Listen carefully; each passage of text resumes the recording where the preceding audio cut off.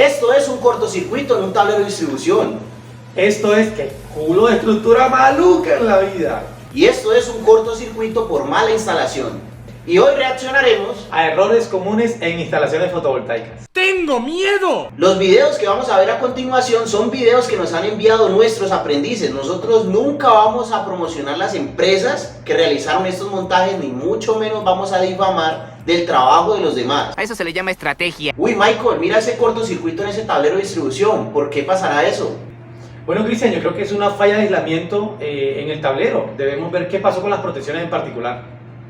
¿Crees que fueron mal dimensionadas entonces? Es muy posible. Tal vez el nivel de tensión es mayor al que posiblemente poseen las protecciones en general. ¡Santos protones, hombre radiactivo!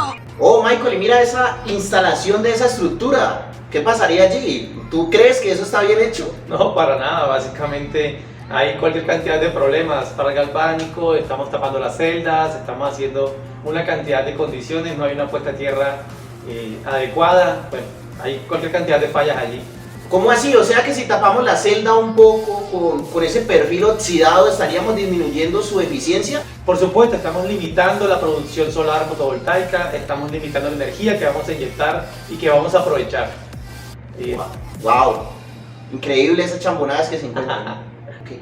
Wow, Michael, mira ese video, ahí hay un peligro de incendio inminente. ¿Qué podría estar pasando en esa instalación? Yo creo que de alguna manera la tensión mecánica del cable que está de manera aérea está desligando o está aflojando los conductores en los bornes y por eso de alguna manera hay un punto caliente. O sea que están entrando en contacto, podríamos decir una fase de un neutro, muy probablemente. Es posible o puede que haya un contacto accidental con la parte de tierra, una masa en particular o algo. Ok.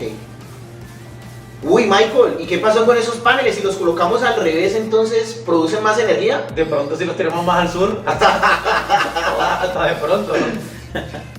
A ver, ¿qué pasó? Yo había escuchado de telemedida que es la lectura remota de consumo, pero esto está totalmente avanzado. Por supuesto, ni la NASA lo tiene, ¿no?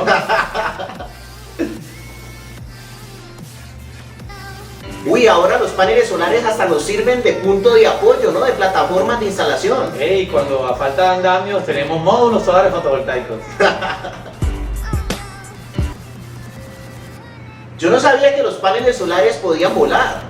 Cuando vuelan genera más electricidad. Es muy posible, estamos combinando con energía eólica.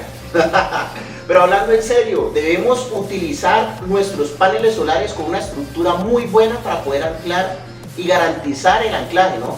Recuerda también que de alguna manera hay que hacer un estudio preliminar asociado a los vientos, a las fuerzas, a toda la parte estructural para garantizar que tu estructura va a hacer el trabajo mejor posible y que va a permitirte dar las garantías a tu cliente correctamente. Mira eso que no se cayó. Se cayeron, o sea, si va pasando por ahí el de la mazamorra, ya prácticamente queda afinado el de la mazamorra. Bueno, le cae un panel y queda con la mejor energía, ¿no? No, la mazamorra energética y tales. Bueno, Michael, si nosotros no tenemos MS4 para conectar los paneles, entonces los peluqueamos y los unimos, ¿o qué? Por supuesto, puro pico del oro, ¿no? Pero no, mentiras. Realmente tenemos un riesgo de falla bastante grande aquí. Es muy común el empalme por fuera de los limitadores o de los conectores MS4 que garantizan la hermeticidad del conductor y no permiten que esté expuesto al ambiente en general. Michael, ¿y qué opinas de las estructuras de madera para paneles solares? Bueno, yo creo que serviría una para un mueble en particular que me interesa. Pero hablando en serio, ¿qué puede pasar con esto? Bueno, sabemos que la madera puede tener riesgo de incendio, no es adecuado que conectemos o instalemos módulos solares fotovoltaicos en este tipo de material por estar expuestos a incendios. Michael, ¿y qué sucede si colocamos ese transformador en el piso y lo conectamos directamente a nuestro inversor de inyección? Bueno, muy posiblemente tendremos un incendio bastante grande. Muy grave esa situación. Demasiado. Usted no aprende, ¿verdad?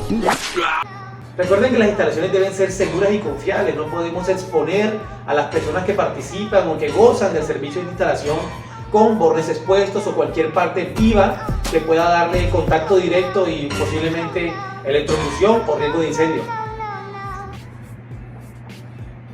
Michael, esto es un error muy recurrente que encuentro en muchos videos que nos envían nuestros aprendices, porque estos videos que nosotros estamos viendo aquí es de alguno de nuestros aprendices. Ya hemos tenido más de 3000 aprendices Entonces, nuestros aprendices nos envían estos videos para que nosotros los califiquemos.